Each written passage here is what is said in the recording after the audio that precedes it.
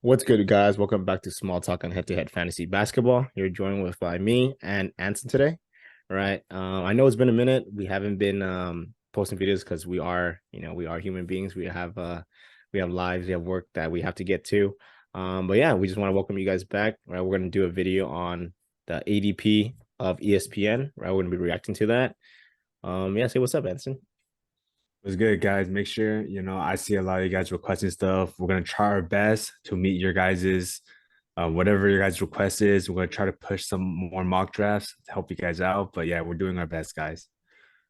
Yeah, so before we get started, I do want to add this. Anson and I, we did open a Discord for you guys. So if you guys want to play fantasy, you guys don't, your friends don't play fantasy, but you want to try out fantasy, join our Discord. This Discord link will be in the description, right?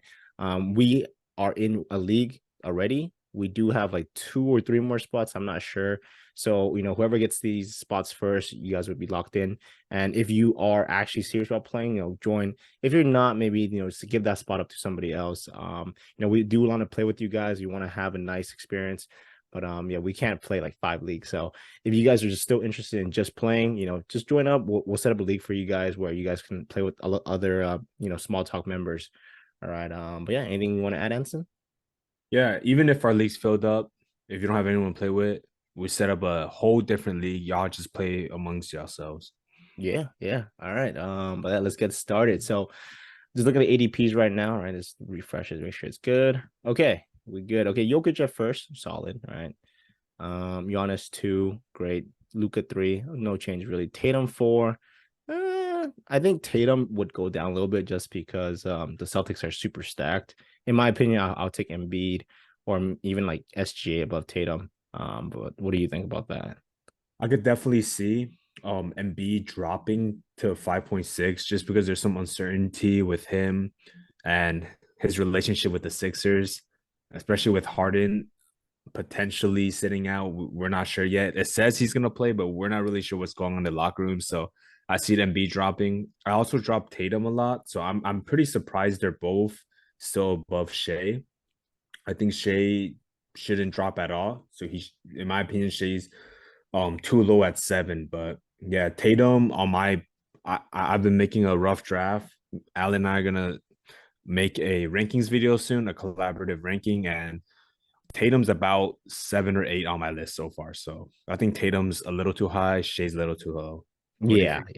yeah, yeah. I agree with that. Yeah, well, yeah, like Anton said, we'll have our list for you guys. I know a lot of you guys been asking about our ranking list, so we are gonna make a list for you guys, and it's gonna be on our Discord. So you have to join the Discord to get the list. Okay. But yeah, let's move on real quick. So we have SGA, you said it's too low. I agree. Curry, I think Curry here is fine. I think Curry here is very, very solid. I think he's in for a good year. AE, wow, okay. AE, I know ESPN has AE very high, but I think in my opinion and Anson's opinion as well, I think we're both consensus saying AE is way too high here. What do you want to add about AE real quick? Uh, well, my rough draft. I've given my opinion about AE. If you guys want more, look in our other videos. But AE, I think a reasonable place to draft AE is about 15 to 20. I think that it's just really hard for me to believe that he'll be a top 7 or 8 player or 9 because Jason Tatum was the ninth best fantasy average player last year. If you just compared their stats, okay, how much of a jump do you think AE is gonna do, right? If okay, maybe he averages 30 points per game. Well, Jason Tatum averaged 31 points per game, and he barely was the ninth best fantasy player. Tatum gets 9 rebounds per game. Anthony Edwards doesn't. I think he gets 5. He not as efficient as Jason Tatum. So I just don't see it happening. And that's only if AE meets that 30 points per game um requirement that I'm putting him on to make up the value for the ninth place. Uh, you have to consider that he played a majority of the season without Carl Anthony Towns, and Carl Anthony Towns will be taking shots away from Anthony Edwards. I'm not saying that Anthony Edwards don't project to be the best player on the Timberwolves, but there's going to be a second star on that team. So I just don't see it happening. He would have to, if he kept his peripheral stats the same, meaning his rebounds, assist numbers the same, he would probably have to average 34 points to match the production Jason Tatum did last year, which ranked Jason Tatum at 9. Yeah, yeah. So like Anson said, AE's too darn high. So let's move on from AE. Tyrese, okay. Tyrese, I feel like you should be able. So just imagine AE go down to like 15 to 20, because that's where I have AE as well. So Tyrese Halliburton, I think he's in store for a really good year. So I expect him to be easily top 10. Sabonis, he's there because he doesn't really get injured. He plays a lot of games, and he's also a power forward center. Damian Lillard, I think Damian Lillard could have been top 10 if he stayed in Portland, but he is playing alongside Giannis. So around here is fine, for Dame. You can stop me whenever you want, so if you want to talk about anybody. But Booker here, I think Booker is in store for a good year too. I know it still says shooting guard, so I'm still not sure if he's playing point guard or shooting guard. I think he's been playing shooting guard more for the preseasons. So, shooting guard, small forward, great positions. And I think he's still young and he's still really, really good. He is really, really good, obviously, that he can have a great fantasy season. I Like, think there is some upside with Devin Booker playing point guard. I'm just not sure if he should be drafted above Kevin Durant, because I feel like Kevin mm, Durant's consistently just even he's just consistently the better fantasy player. He's so efficient. So I think Kevin Durant should be above Booker. mhm. But Booker has more upside. But Kevin Durant's floor, you just know exactly what you're getting from Kevin Durant. Yeah, yeah, definitely. I mean, obviously, there is some argument. I'm playing devil's advocate here. There's obviously some argument that KD is getting older, etc. But the thing is, we can say that about the same thing about LeBron. LeBron's still great. I think KD is still going to be great. The only issue is I know, the past 3 seasons he has been suffering with a little bit of injuries. So if you're like, hey, I don't want to draft KD just because he's been playing like less than 70 games or 60 plus games. I understand that, right? So I think it's more of a preference for whoever wants it, because KD can definitely give you like a top 12 average value, right? It's just if he stays healthy, and how will he continue to play alongside Devin Booker, right? Now we're getting down to like LeBron and Trey. I think like even AE could be here now. Like I don't think like AE should have been up there. So I think here's where I would say AE here is fine if you really like AE. Um, me personally, I'll take LeBron and Trey over AE, right? Um, yeah, LeBron, Trey. Let's go down. Mitchell, Anthony Davis, okay. Mitchell here is fine. I think AD, man, I mean, I don't know if it's a hot take for any of you guys, but I think AD could be a top 12 player. Right? What do you think about that, Anson? Yeah, I definitely have AD a lot higher on my list. He's closer to a top 10 pick. So Mm-hmm. for me personally, I think I just don't know why you would draft LeBron over Anthony Davis. They're both injury prone. LeBron's older, but AD's when he's on the court, he's just been a better fantasy point per game player. Their injury risk is pretty much the same, but Anthony Davis, when he's on the court, he's a top 4 fantasy player last year, 52.5. LeBron, as good as he is, 51.2. And LeBron ranked 10th last year. So Anthony Davis is looking healthier compared to he's been getting healthier. Last season was a really good sign. He says he's gonna play 82 games this season. I think that's cap. Yeah, I I don't mean, believe that at all, but I think he's really taking his health seriously. And the acquisition of Christian Wood, allowing AD to play power forward, might help him stay on the court. Darvin Ham wants him to shoot 6 threes a game. I also think that's cap. He's never done that before.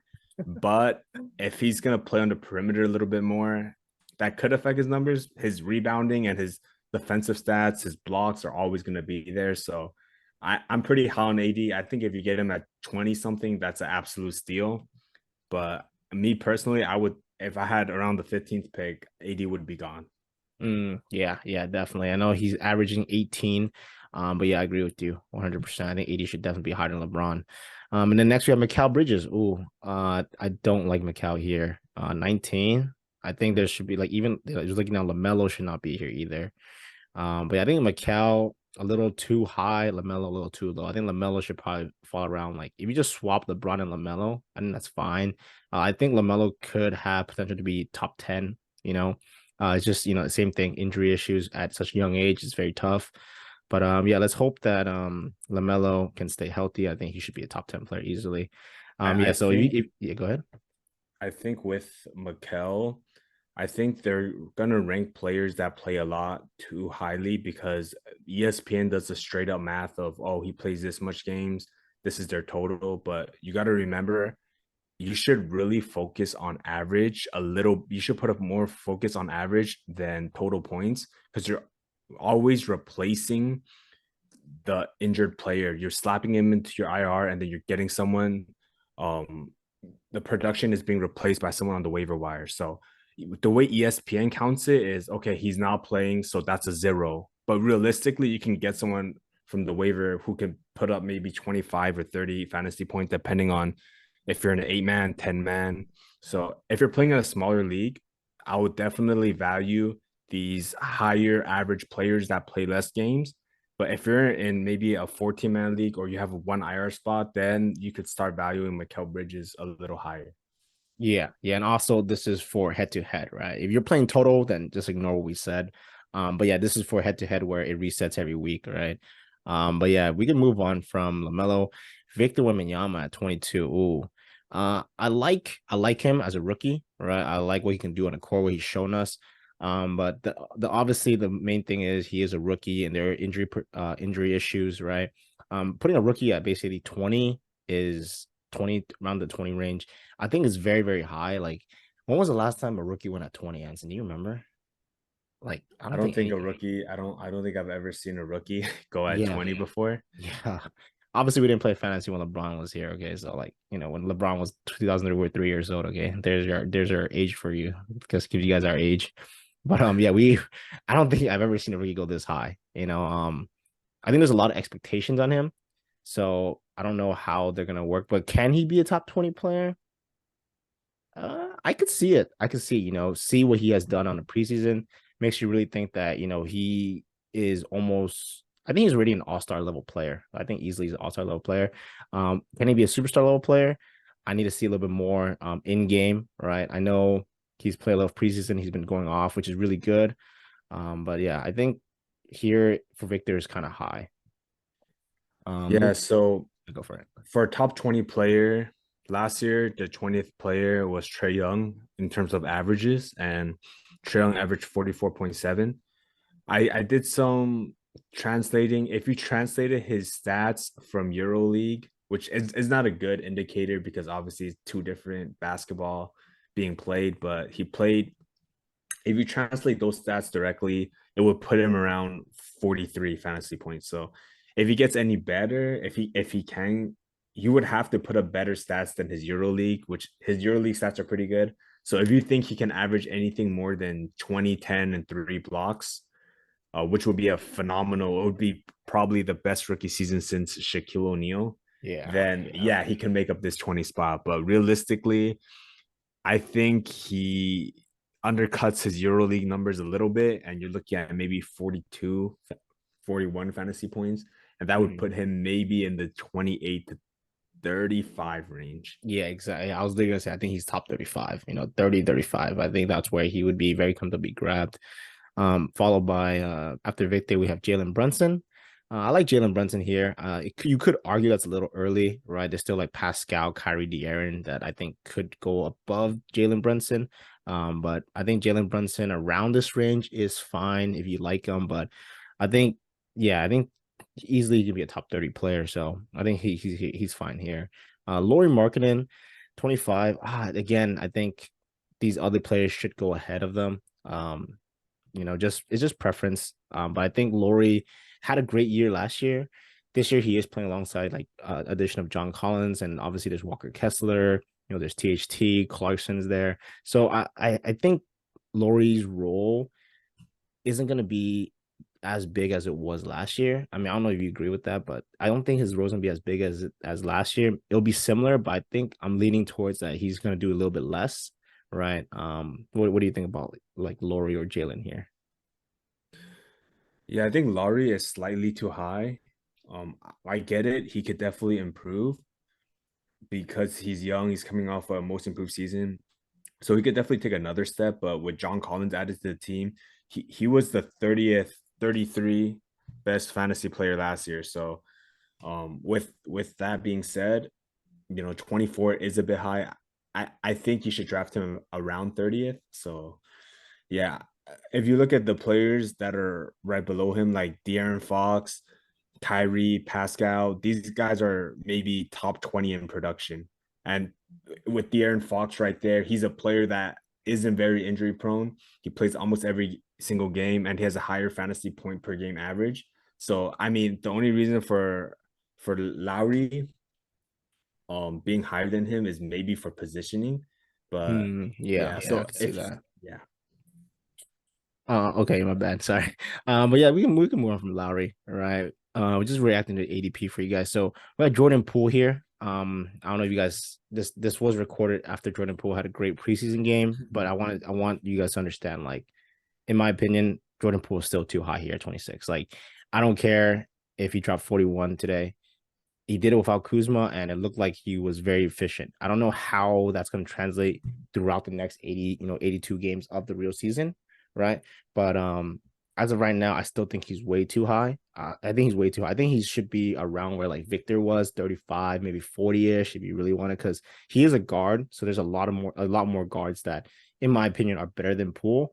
So if you really want Poole, I don't think you should grab him before four. I mean, before 40. I think around the 40 to 45 is really good for Poole if you can grab him. But I know it's really hard because a lot of people think Poole's gonna have a great year, and it doesn't help that he just dropped 41 points. I think people are gonna grab Poole very, very early.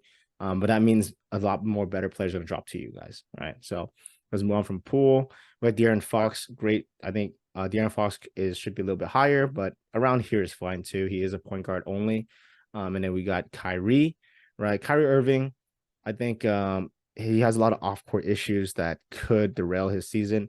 Um, but hopefully, I think this year it's going to be a better year for Kyrie. He is playing alongside Luca, so that does hurt him a little bit. But I think they're trying to figure out a way where Luca and Kyrie can work well, on and off the ball. So we're trying to see how that plays out. I'm pretty good. I'm pretty good with Kyrie here, maybe a little earlier, maybe around the 24, 25 pick.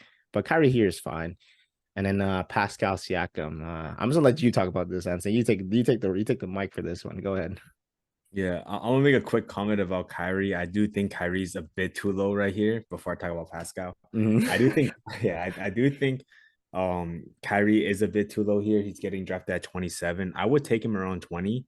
Um in my personal rough draft, I have him around 20 so far. I haven't made the final tweaks, but he was 13 in average last year, and then in terms of the entirety of last season, when he got moved to Dallas, and there was only Luca. No one else besides Luca and Kyrie really scored the ball. They're running it back with the same roster. Kyrie was seventh in average, 51.5 fantasy points. So there's no more COVID.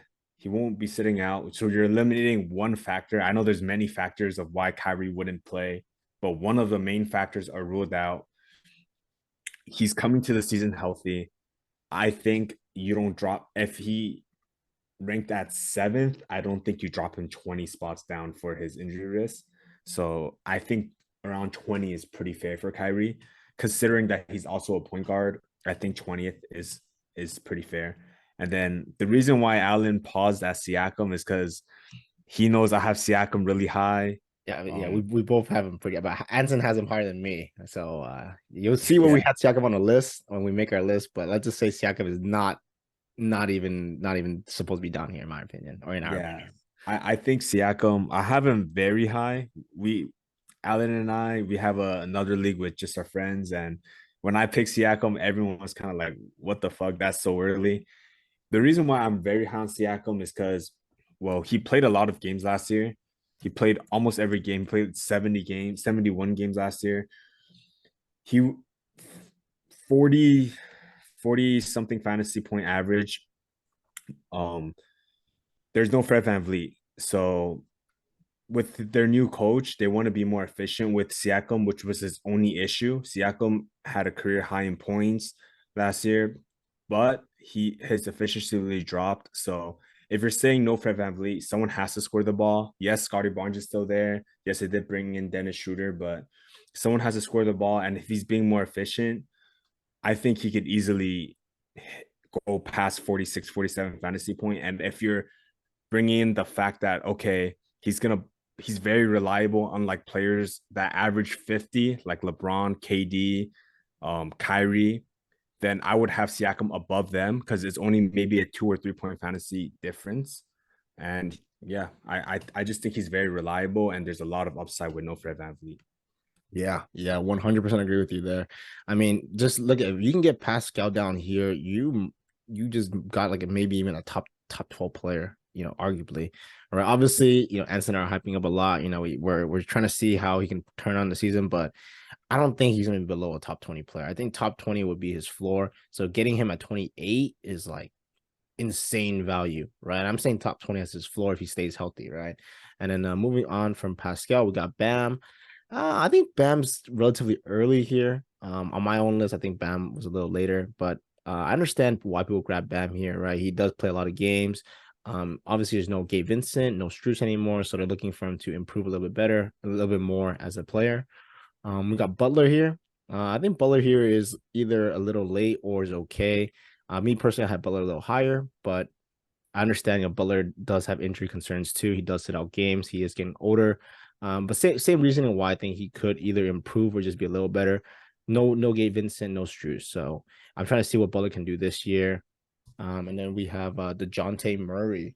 So DeJounte Murray, man, I understand, there's no John Collins anymore, and DeJounte Murray kind of had a lower end of the season last year, but overall, I think he's still a very solid player, right? He's still young, he's still improving, right? We saw what he could do when he was the number one option, and I think this year should be a better year for DeJounte and Trey, just because they're like, this is their second year playing together, so they should kind of understand, their each other's strengths and weaknesses, how to play alongside each other. So I think in that perspective, I think DeJounte is fine here. Maybe a little later because there are some other players that you could grab over DeJounte. But I think if you really want DeJounte here, you can grab DeJounte here. Anything you want to add about any of these guys, Anson, or you shoot straight?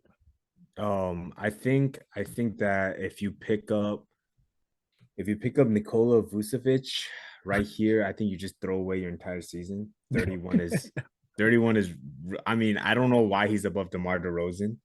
They both played almost every game, but DeMar DeRozan is clearly the better fantasy average player. They're Mm-hmm. both really old, so you can't really make that argument. I just don't see why. Vucevic, yeah, he's getting older. He was all right, but he's dropping off. You're seeing his numbers. 3 years ago, he was a top 20 player. He was getting picked up at like pick 15. Now, last year, in terms of average, he's around 40, 50. It's just trending down for Vucevic. 30 is way too high, in my opinion. Yeah, yeah, Yeah. it's too high, man. Like even DeMar here, like I don't like DeMar here, but I like it more than Vucevic. How about that? I'll just leave it at that. And then we have Paolo here, which is crazy again. I think Palo's too early here. I think Paolo should be like, but I think Paolo should be below Pool, in my opinion. I think so. If I say Pool's 40, Paolo should be like 45, 50, maybe even 55.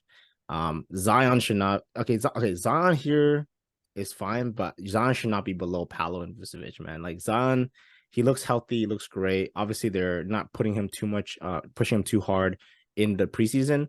But I think once the games start happening, like the season starts, I think Zion should be playing like 30, 32 minutes, 34 minutes even, right? Depending on how the game goes, because I feel like if they're winning by like up 15, up 20, they can just rest Zion and try to protect them because he has been dealing with a lot of injury issues. So grabbing him here is fine. I think this is a pretty good spot for Zion because we know what he can do if he stays healthy. He's kind of like AD, right? He can easily be top 15 when he's healthy, right? We have Cat. We have Karl Anthony Towns here at 36. I think Cat here is also fine. I mean, I'm just looking. I think I would have Jaren over him, maybe Kawhi over these guys. But overall, I think Cat here is fine, right?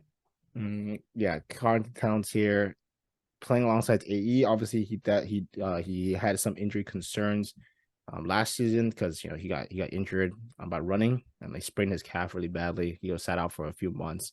And then we'll move on to Jaylen Brown. I think Jaylen Brown here is a little early. I don't like Jaylen Brown here just because, like I said about Tatum, Celtics are overstacked. They have They have too many players, man. They have Jalen Brown, Drew Holiday, Jason Tatum, and now Kristaps. Like it's very, very difficult for Jalen Brown to kind of thrive because Drew Holiday's ready to playmaker, right? They have Tatum as the probably the primary scorer, right?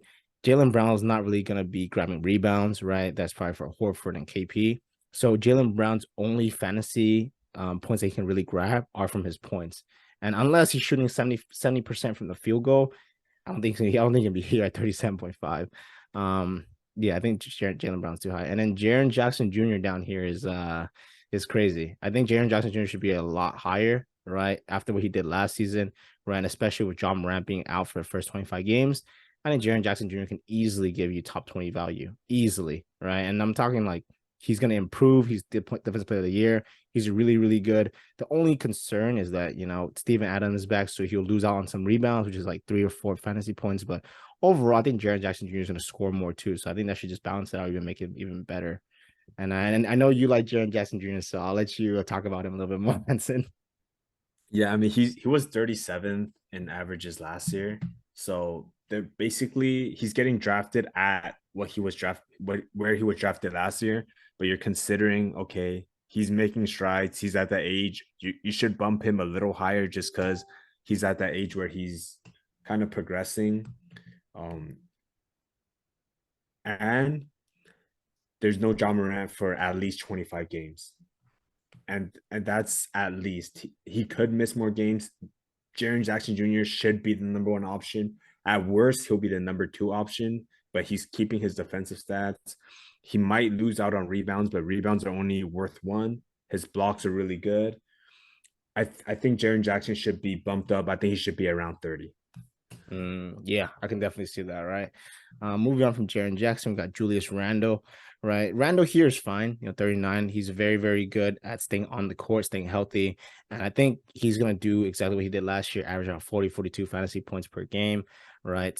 Play 70, 74 games, 75 games. So I think him as a power forward as well, I think he's very, very solid here.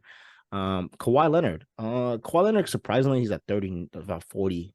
I think if you grab Kawhi Leonard here, it's basically almost GG for your league if you draft it well. Just because Kawhi, we already know what he can do. If you just look at the stats from last year, he was averaging like 50 fantasy points, but I know his total average was like 40 something, 45 points per game, 45 fantasy points per game. Just because in the beginning, like I said before in our other videos, Kawhi Leonard had a really, really slow start, right? I know because I had him, right? Because he was supposed to be healthy, but they were playing him like 13, 15 minutes, slowly wrapping him up. And then finally they're like, okay, Kawhi, you're good to go. You can play 30 plus minutes now. And when he was playing 30 plus minutes, 45, 50 fantasy points every night. So I think Kawhi down here is way too low, right? Obviously there are injury concerns, but I think Kawhi down here is way too low. I think it should be at least, top 25 in my opinion. Definitely agree with you there because Kawhi, I think they're basing it off, okay, Kawhi averaged 44 last year.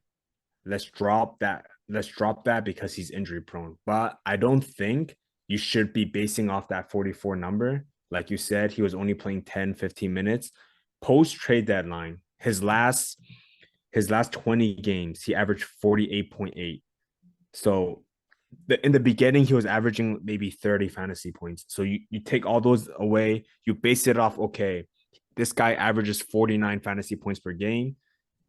He's going to miss maybe 25% of the season. Let's value him at about 44, 45, maybe 43 to play it safe. Because if he actually gets injured, he'll be out indefinitely. So that would place him around 28. I think around 25 to 30 is where you should kind of consider Kawhi. Yeah, I definitely agree with you there. Moving on from Kawhi, right? We got KP, right? Same thing, KP 40. I think there's still other players here, in my opinion, that you can grab over KP. He is injury prone. I know last year he did really good. He stayed healthy, but I don't know how that's gonna turn out for this year, right? Average like him at 40 here is tough because I think last year him at 40 was fine because he was like the second option, right? But him here, he's like the third option and or maybe second option, but I think he more likely be the third option. So him at 40, I think is a little high. I think a lot more other players that you can grab that are safer and better could be here. right? Moving Yeah, from I K. had him. I had Yeah, him go at ahead. 50. I had him at 50. It's just hard. It's really rare to have four players in fantasy that are gonna be in your top 60, 70. It's just very hard unless there's just no role players at all. But I definitely expect KB to take a jump. He averaged like he did really well last season, but it was in Washington. He was the main scorer. Now he would at least be the third option, and the fourth option is pretty good too. So it's gonna be very tough for KB to replicate those numbers. But I do feel pretty good about his rebound and his block staying pretty high. Yeah, yeah, I agree with you there. Moving on from KP, we got Garland here. Okay, I think Garland here is fine. 40. I think he's gonna have a great jump this year. If you guys haven't checked out the other videos, we did give a lot more. We talked a lot about Garland a little bit more. So if you guys are interested about what we said, you guys can go look at the other video. But yeah, I think Garland here is fine, right? Maybe if you don't like Garland here, you can grab him a little bit later, but I don't think he should fall too much from this area here. We have Levine here. I think Levine should be definitely higher.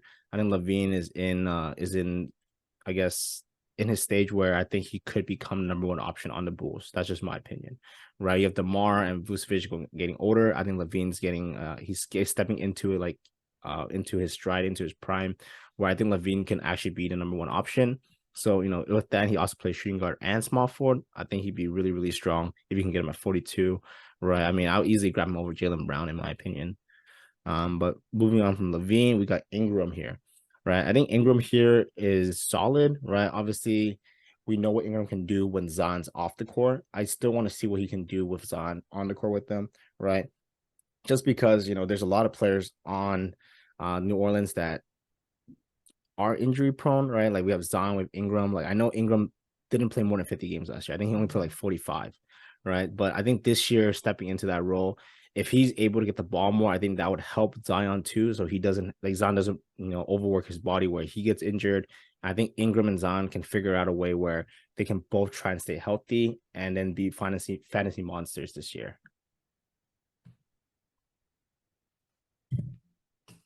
And then moving on, we have James Harden here, right? James Harden, I think here at 45 is okay. I think here at 45 is okay, just because there are still rumors going around, like James Harden dragging Embiid down. I know Embiid hasn't played a preseason game as well, so I don't know what's the issue. The issue is, right. James Harden and Embiid said they will play on Friday, so we'll see how they play. If they don't play, then that's not really a good sign, right? If it's just Harden not playing, I think that's okay because that means Embiid is still going to be playing. Because if you drafted Embiid like top six and he doesn't play, it's going to be very detrimental for your team, right? That's like your first pick going out the window. He's not going to play. But I'm not sure what's going on with the Harden situation. He said his drama is with the front office, not with the team. So apparently he's still playing on the practices, but he didn't show up today. So I don't know where how much what he's saying is true, right? Obviously, we're just hearing from his side when he was being interviewed, and then I don't think Harden should be picked any higher than this, in my opinion. If he does play, then you get a really good steal here. But if he doesn't, then you kind of just throw a 45 pick away, which is I think it's okay. It hurts, but it's not too bad, right? Yeah, I think you kind of evaluate Harden similarly to John Morant. They're about the same per game. They're both top 15. Harden was 14 last year, 48.8. The reason why you evaluate him similar to John Morant is because one, he is better than John Morant. He averages three more fantasy points per game than John Morant, but there is a chance where he just gets shut down until the trade deadline, which is longer than the 25 games. Now, this, if he does get shut down until the trade deadline, this isn't for sure. Like John Morant is for sure he's not playing 25 games. However many games the trade deadline is, it's not for sure Harden won't play. It's just likely he'll play. Maybe he'll sit out for the first 20 games because he's throwing a tantrum, and then eventually he plays or he gets traded way before the trade deadline. Maybe he misses out on the first 15 games of the season and then he gets traded maybe a couple weeks into the season. So I think a fair analysis is okay. Just think of it like you're evaluating John Morant, because I would say Harden is a bit risky, but he is better than John Morant in terms of fantasy. Yeah, yeah, I definitely agree with you there. And I think even if you wanted to, you could grab John Morant around this area just because he is going to be only out for 25 games. And I don't think he should need a ramp up period. But even if it is, it's probably going to be no more than like 2 or 3 games because he's not injured. But yeah, moving on from Harden, we have Jamal Murray here.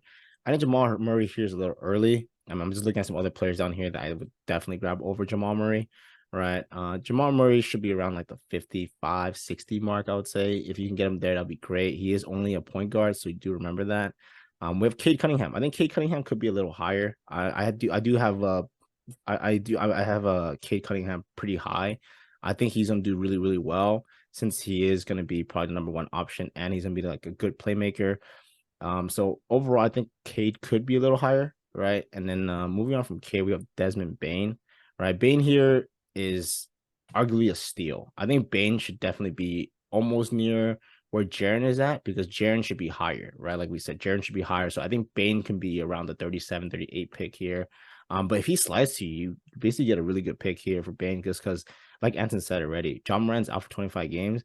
It's either going to be Desmond Bain being the first option or Jaren Jackson. And both of them are going to be the first and second option. There's no question about it. It's going to be either Bain or Jaren and Bain. So I think overall, Jaren Bain, it can give you a few good weeks of easy points that you guys can get because I don't think Desmond Bain and Jaren Jackson are going to average like anything below 45 for the first 25 games until Jaw comes back, and then we'll see the adjustments, right? And then Yeah, moving on that from that's a Bain, that's oh, a go ahead, really go ahead, go good ahead. that's a really good point on Desmond Bain. I have him around 40. Mm-hmm. And you guys have to remember, even if because Desmond Bain has been improving a lot as a player, so you're evaluating his progression, but you also have to remember, okay, no John Morant, that's a lot of shots off the table. Don't forget, we're also taking Dylan Brooks, who averaged 16 shots per game. So that's two players, not one, but two players that shoots the ball a lot. So you're replacing him with Marcus Smart, who shoots the ball. Yes, Marcus Smart does take shots, but he takes a lot less shots than Dylan Brooks. No one else who's sliding into that rotation is gonna take as many shots as John Morant. So someone has to shoot the ball. Desmond Bain shoots the ball a lot more than Jaren. I think Desmond Bain's a really good spot. So I would take him around 40. And if you want to go a little bit early just to fill out that small forward position, I think he's worth a look at. Yeah, yeah, I definitely agree. We're gonna stop the list here, right? We're gonna give you guys just top 50 really quick. I think this is more than enough. We'll stop at Desmond Bain.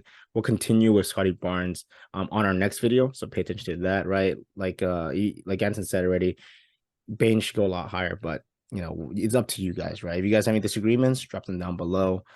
Is there anything else you want to add for them, Anson? Yeah, make sure you guys subscribe and follow. We'll try our best to drop more content. If you have any requests, we'll try to push them out before the season starts.